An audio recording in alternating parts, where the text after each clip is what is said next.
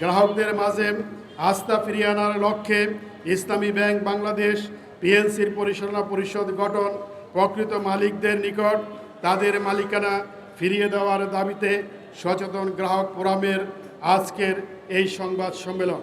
সম্মানিত সাংবাদিক ভাইরা, আমরা ইসলামী ব্যাংক বাংলাদেশ পিএলসির গ্রাহক, আমানতকারী, প্রবাসী বাংলাদেশি, উদ্যোক্তা, ব্যবসায়ী, বিনিয়োগকারী এবং সুবর্ণোদ্যমী নাগরিকবৃন্দ জানাচ্ছি যে ইসলামী ব্যাংক বাংলাদেশ পিএলসি শুধুমাত্র একটি ব্যাংক নয়। আপনারা জানেন এটি দক্ষিণ পূর্ব এশিয়ার সর্ববৃহৎ ব্যাংক, সারা বিশ্বের 1000 ব্যাংকের মধ্যে অন্যতম শ্রেষ্ঠ ব্যাংক। এটি কোটি কোটি গ্রাহকের আস্থা, দেশের প্রথম শরিয়া ভিত্তিক ব্যাংকিং প্রতিষ্ঠান, জাতীয় অর্থনীতির একটি গুরুত্বপূর্ণ অংশ। দেশের রিমিটেন্স প্রবাহ, ক্ষুদ্র ও মাঝারি উদ্যোক্তাদের অর্থায়ন, সাধারণ মানুষের সঞ্চয়ের একটি বড় অংশ এই ব্যাংকের সাথে সংশ্লিষ্ট। ইসলামী ব্যাংক বাংলাদেশ পিএলসি রিমিটেন্স আহরণের ক্ষেত্রে প্রায় 30% রিমিটেন্স আহরণ করে থাকে, এটা আমাদের সকলেরই জানা আছে। ইসলামী ব্যাংক ক্ষুদ্র এবং মাঝারি পর্যায়ের 80,000 ব্যবসায়ী যারা আছেন তাদের অর্থায়ন করেছে। বাংলাদেশের সর্ববৃহৎ আরএমজি পোশাক শিল্প কারখানায় সবচেয়ে বেশি বিনিয়োগ করে ইসলামী ব্যাংক জাতীয় অর্থনীতিতে গুরুত্বপূর্ণ অবদান রাখছে।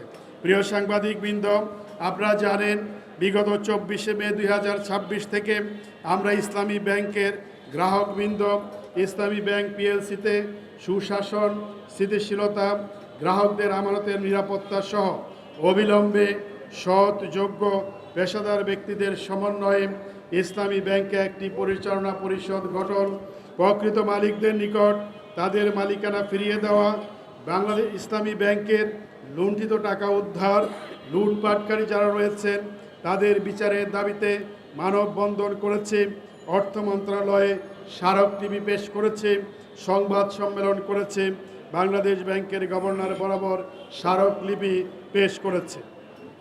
এছাড়া গত 17 জুন 2026 গভর্নর মহোদয়ের নিয়োগকৃত ডেপুটি গভর্নর জনাব কবির আহমদ ও পরিচালক ডক্টর ইসমাইল হোসেন সহ বাংলাদেশ ব্যাংকের 3 সদস্য বিশিষ্ট কমিটির সাথে বসে আমরা আমাদের যৌক্তিক দাবিগুলো নিয়ে আলোচনা করেছি। সেই দাবিগুলো তাদের সামনে আমরা উপস্থাপন করেছি।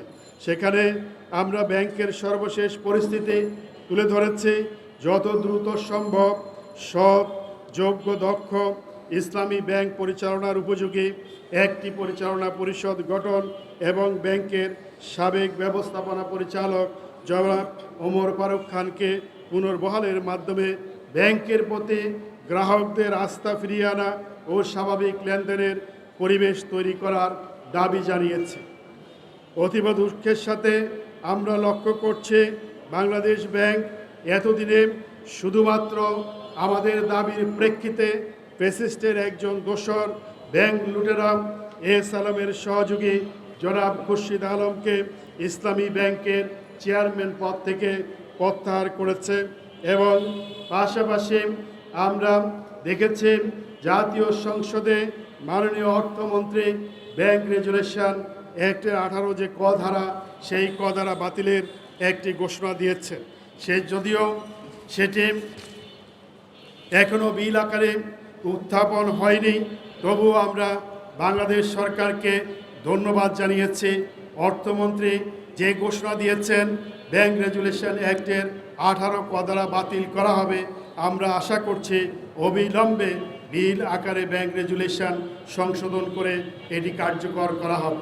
পাশাপাশি বাংলাদেশ ব্যাংকেও আমরা ধন্যবাদ জানাচ্ছি এ কারণে যে তিনি আমাদের দাবির প্রেক্ষিতে এস আলমের দোসর একজন ব্যক্তিকে চেয়ারম্যান পদ থেকে প্রত্যাহার করেছেন এবং পাশাপাশি জাতীয় সংসদের অর্থমন্ত্রী সহ বিরোধী দলীয় নেতাকেও আমরা ধন্যবাদ জানিয়েছি, কারণ বিরোধী দলীয় নেতার দাবির প্রেক্ষিতেই অর্থমন্ত্রী এই ঘোষণা দিয়েছে।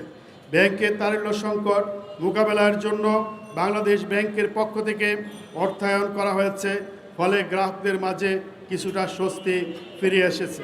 কিন্তু ব্যাংকটি সুষ্ঠুভাবে পরিচালনার জন্য ইতিপূর্বে আমরা যে 7 দফা দাবি পেশ করেছি উহার কোনো কার্যকর ব্যবস্থা গ্রহণ করা হয়নি, ফলে গ্রাহকদের আস্থা এবং বিশ্বাস ফিরে আসে নাই।